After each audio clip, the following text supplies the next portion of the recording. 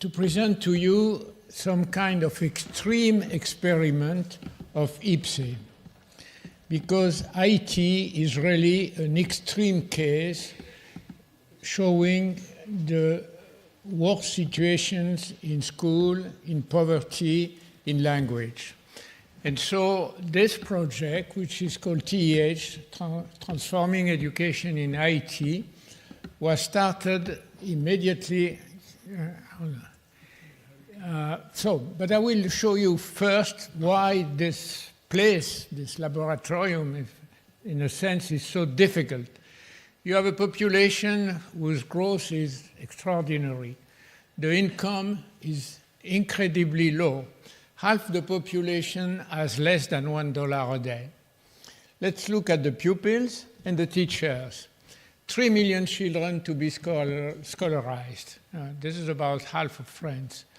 They go to school at 8 to 9, quite late compared to their development. A third only reach the 5th year of school. 1% go to university, and even when they are there, they usually go abroad. Nearly half of the population is illiterate. The teacher, 60,000 teachers for the primary school. A large fraction have received no formation, no training. 30% are below the 9th grade level. The schools, 90% of schools are enterprise, private enterprise to make money, not all of them, but many of them. Most of them do not have been accredited by the Ministry of Education. More than half are in previous or very precarious quarters. 3/4 without electrical power. The major issue in Haiti is the language. The population speaks Creole, but the official language is French, which means that most of the population does not understand what is being taught in the school.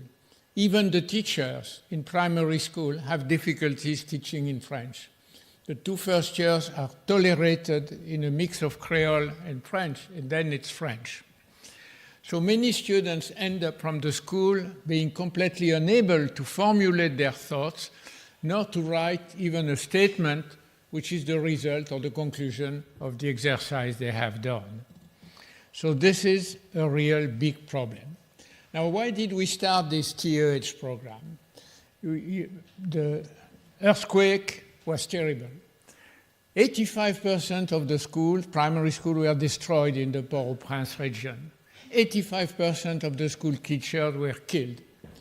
We thought it could not be accepted, and we have to do distance education. Fortunately, the French Space Agency decided to support a project with the Ministry of Foreign Affairs and the Académie des Sciences. And so in 2011, early 12, we started a program to help the teacher leftover, to help the teacher trainers who had to recruit new teachers, and to help the centers for professional development of teachers, which are called EFACAP, École fondamentale d'application. So we aimed at the 11 centers of teacher training in Haiti, and we started this program in 2013. To complement the training of school teachers, so 12 out of 38, this is not all of them, each center has an application school where the teacher could see the result of what they were doing. They have counselors, which were a little bit more educated, so we essentially worked with the counselors, but with huge difficulties. For instance, no internet, no fiber links, no electrical power. One of our first actions was to install electric power supply, working with gasoline, to give electricity to the schools so the teacher could have at least access to a computer and use the resources we had produced. So this Franco-Haitian program was aimed at 6 modules. There was science, of course, but it had to have French, because otherwise we couldn't teach science purely in Creole, although we tried to make the connection. It had health and hygiene, which was absolutely necessary. inclusion was a sort of central work, and then we introduced as much as possible the capability of using technology to communicate with the people. Communicate why? Because we had to create in France a support unit which was essentially in Montpellier and in Paris at La Main à la Pâte to support what was happening in Haiti. And we had during essentially 3 years, and I will say why it's in difficulty now, a combination of common work between people in France, teacher, trainer, creating resources in the subjects I mentioned, and people in Haiti, which were first the authorities at the Ministry of Education, because we insisted this to be a public action, dealing with public schools, which are the most poor and deprived one, and of course, the EFACAP, the 11 of EFACAP. Then, quite after a year, the thing was sufficiently demonstrated that we got the Inter-American Bank of Development to get interested, and they funded the development of the project. So 2014, 2015, and a little bit in 2016 was funded by this bank. So here you have a summary of what I said before, and during those 3 years, the impact was about on students, teachers, on active teachers, and on school children. It was very interesting to observe the discovery of science by those kids. Just to give an example of the difficulty of this cultural gap, during the earthquake, many people died because they flew inside the house, not outside, because they had the conviction that the voodoo spirit was inside the house and they should go there to be close to it. Of course, the result, you can imagine it. So this is not to have a value judgment on what they thought, but it's just to illustrate the conflict of cultures.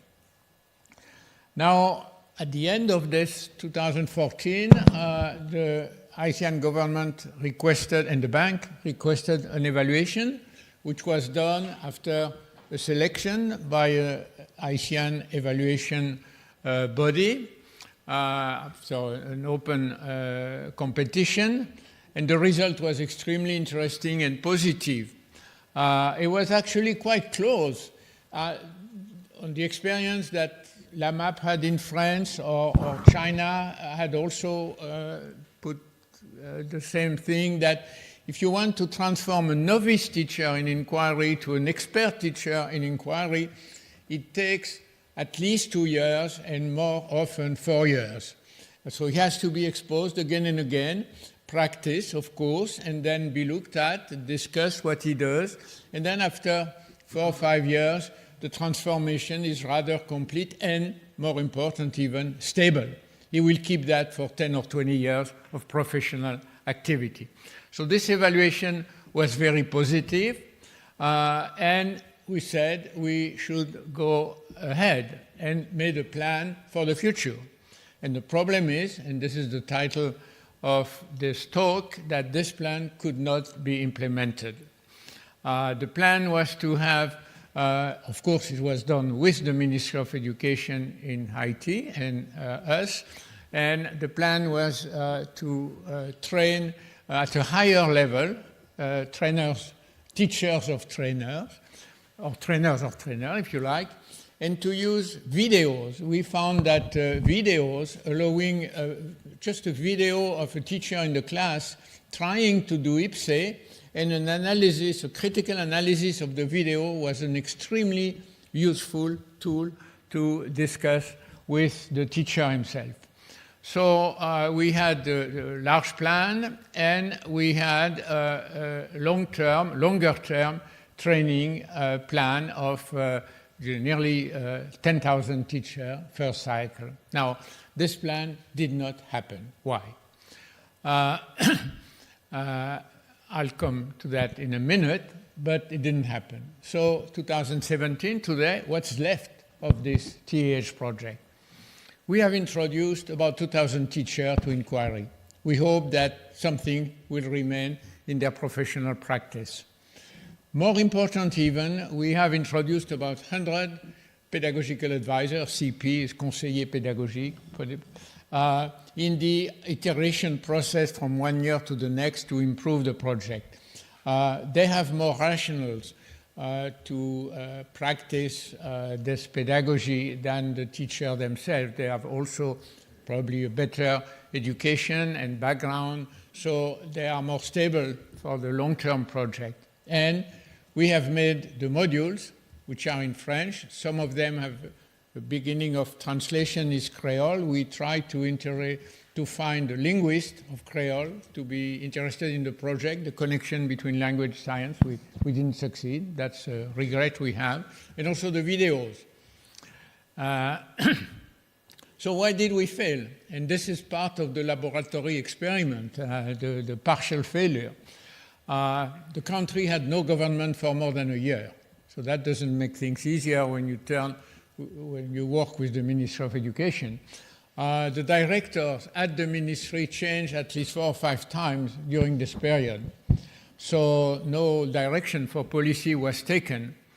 The plan had a good aspect, which I tried to show, but also it had the bad aspects that it kept people busy planning and not acting. And the worst thing was, of course, the money, because the Inter-American Bank was ready to fund the next step, but no proposal was put forward by an absent government, essentially. Then we also met a problem which is intrinsic in this poverty situation, is that the pedagogical advisor, the CPs, as soon as competent, were in a sense swallowed to higher position in the ministry or in industry or in business or so on. So they disappear. Many of them have disappeared, which in a sense is a demonstration that they had received something, but not for education. And it's quite unfortunate that the French embassy was not very supportive after 2015, although it had been from the very day of the earthquake until the end of the project. So that's a story which has positive and negative aspect, which has told us many things and which maybe could inspire us for new action in Haiti or elsewhere. This is Jacques Blamont, who should have presented this because he was really, as a space scientist, I insist, devoting an immense amount of energy. He's 89 on this photograph. Thank you. Thank you.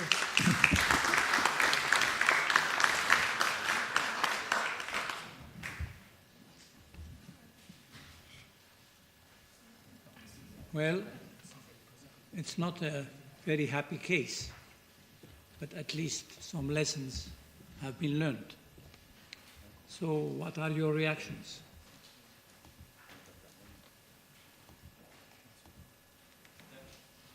Yes, please. Yes, sorry. Thank you for this very informative presentation. And I think one comment is on continuity of actions, because planning some things for 5 years or things like that really often is not sufficient, because to set something really strong, perhaps longer time has to be planned in many projects. What is your opinion about that? Well, you are absolutely right, and this is why we had a plan. We had the first phase of 3 years, and then we had a plan for 5 years. And the problem was that the list of issues, but I don't think, and that's true also in France, one cannot change much in an education system in less than 10 years.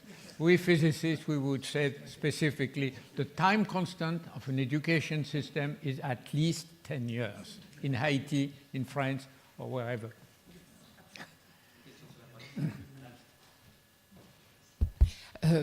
Annick Weiner de l'Université Paris-Sud et Agence universitaire de la francophonie. Je voulais juste dire, je suis bien cette entreprise et il y a eu beaucoup de choses très bien de faites, mais ça n'est pas la seule. Hein. Vous savez qu'en Haïti, un des problèmes, c'est qu'il y a trop d'actions pas toujours coordonnées, hein, et y compris au niveau élémentaire. Hein. Donc, je pense qu'il faut... Enfin, je serais un peu moins négative que vous sur l'appréciation. Les choses progressent doucement. Le ministère est conscient. L'ancien ministre, l'année dernière, avait rassemblé tous les acteurs au niveau élémentaire pour justement essayer de faire une coordination. Et ça commence à prendre. Et puis, pour terminer sur une note un peu plus... il faut mener tous les niveaux à la fois. Et il y a de gros progrès qui sont faits dans l'enseignement supérieur. Hein. Alors, je suis bien d'accord. Hein. Bon, je n'ai pas... Vos chiffres sont très, très alarmistes. Ils sont peut-être un tout petit peu moins... Enfin, je veux dire, les 1%, bon, peut-être. Mais je peux vous dire qu'il y a un appel, en particulier avec les universités publiques en région, qui sont créées tout près, enfin, en dehors de Port-au-Prince, justement, pour démocratiser l'accès à l'enseignement supérieur court, hein, essentiellement. Je pense que, enfin voilà, je voulais juste qu'il y a des signes optimistes quand même en Haïti. D'accord. Then could you say a word in English because people did not get just say in English. Okay. Well, maybe I can. So, Mirai, thank you, Annick, for your comment.